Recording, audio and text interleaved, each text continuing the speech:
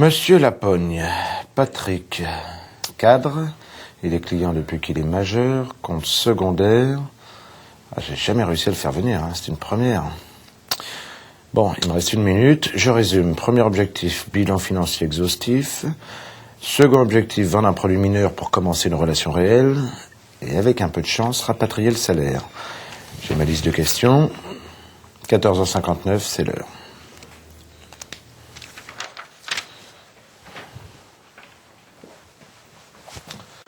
Monsieur Lapogne ? Oui. Bonjour, Fabrice Ledoux, votre conseiller clientèle. Je suis ravi de mettre enfin un visage sur votre nom. Vous êtes un de nos clients les plus fidèles, je crois. Oui, enfin fidèle, c'est beaucoup dire. C'est surtout un compte historique. Mon père me l'a ouvert quand j'avais 18 ans, là, vous voyez. Asseyez-vous. Oui, c'est un cadeau pour le bac, quoi. Oui, si vous voulez. Enfin, plutôt pour couvrir mes frais d'étudiant. Les factures obligatoires, EDF, télécom, loyer, c'est aussi sa banque. C'était plus simple pour combler les trous à l'époque. Et aujourd'hui, plus de trous. Encore heureux, mais je règle toujours mes factures avec. Oui, je vois que vous faites des virements mensuels.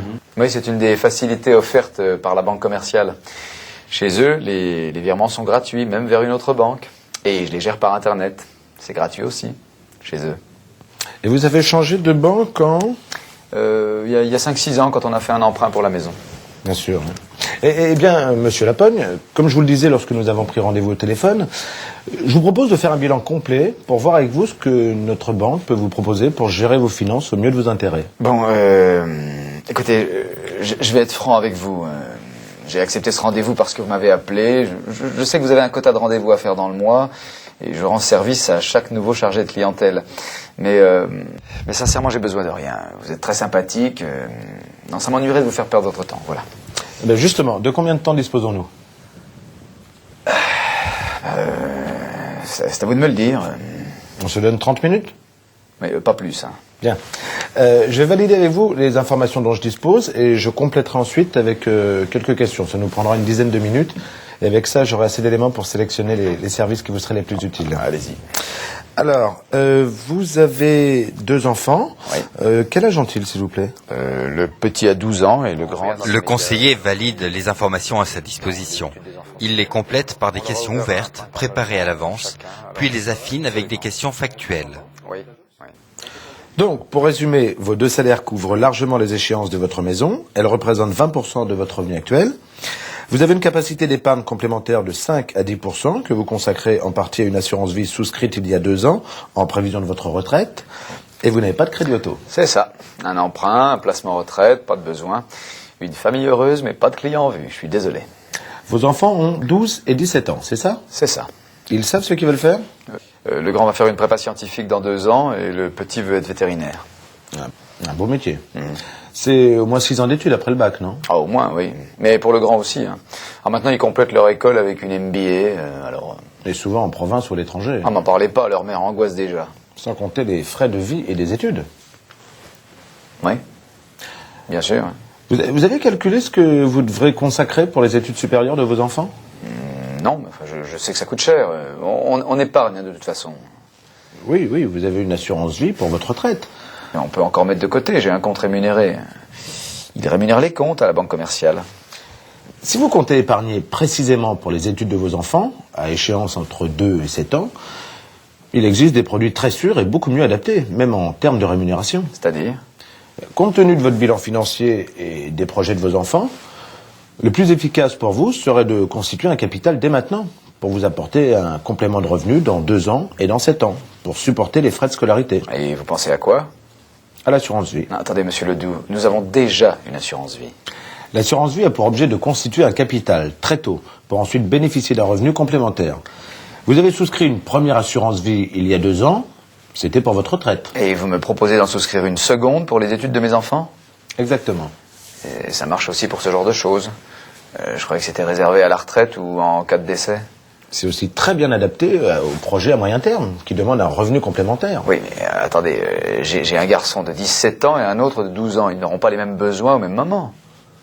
C'est pourquoi j'allais vous proposer de souscrire 2 assurances vie. Bah voyons. Bon, admettons. Je veux donner la même chose aux 2. Si je commence 2 contrats, le plus jeune sera avantagé. Je comprends. Ils n'ont pas le même âge, ils n'auront pas le même contrat. C'est comme les vêtements, vous faites enfant et ado. L'aîné commencera ses études supérieures dans 2 ans. Placez dès maintenant un capital sur son assurance vie et réservez-lui la majeure partie de votre épargne mensuelle. À terme, il aura un revenu conséquent. Pour le second, souscrivez dès maintenant sans capital initial avec le reste de votre épargne en prélèvement mensuel. Et dans 2 ans, vous équilibrerez vos versements. Je peux faire un calcul pour définir précisément le capital et les versements qu'il faudra faire pour être équitable. Et c'est plus intéressant que mon compte rémunéré? Si vous pensez au rendement, oui, bien sûr. En plus, c'est justement l'objet de l'assurance vie. Bénéficier d'un revenu de complément quand on en a besoin. Oui. Oui, c'est vrai que j'avais pas pensé à ça. Bon, écoutez, de toute façon, je ne veux pas prendre de décision sans ma femme. C'est naturel. Je vous propose un rendez-vous en fin de semaine si vous êtes disponible avec votre femme. D'ici là, vous aurez tout le temps d'en discuter et moi, j'aurai des simulations chiffrées avec le montant initial, les versements et les revenus à terme. Ah bah oui, il nous faut tout ça. Hein. Oui, jeudi ou vendredi après-midi ? Vendredi plutôt, c'est plus simple. Voilà, c'est entendu. Vendredi 15h ? 15h, c'est noté. En fait, chaque produit a été conçu pour un objet bien précis. Hein. L'assurance vie pour un revenu complémentaire, les plans compte épargne logement pour l'achat, ou même la rénovation d'un bien immobilier, l'embellissement, ou l'agrandissement, même pour une simple cuisine. Ah non, ne me parlez pas de cuisine. Hein. Ma femme me tanne depuis 2 ans. Non, franchement, je préfère investir ailleurs. Alors, je résiste comme je peux, mais là, je suis à court d'arguments. Hein. Et pourtant, il y a un moyen de temporiser facilement. Ah oui ? Vous voulez retarder votre achat, mais vous devrez bien convenir d'une date. Ouvrez un compte épargne logement à objectif 18 mois. Ça vous donne une bonne raison d'attendre, c'est rassurant pour votre femme et c'est un bon placement pour emprunter ensuite un taux intéressant. Et emprunter pour la cuisine ? Et ça peut coûter cher une belle cuisine. Et ça vous donnerait les moyens d'aménager les combles, le garage. Ah, le garage ? Cuisine et dépendance. Chacun y trouve son compte sans se ruiner. Vous êtes un homme de ressources, hein, monsieur Ledoux. Concentrons-nous déjà sur l'assurance vie cette semaine, c'est le plus important.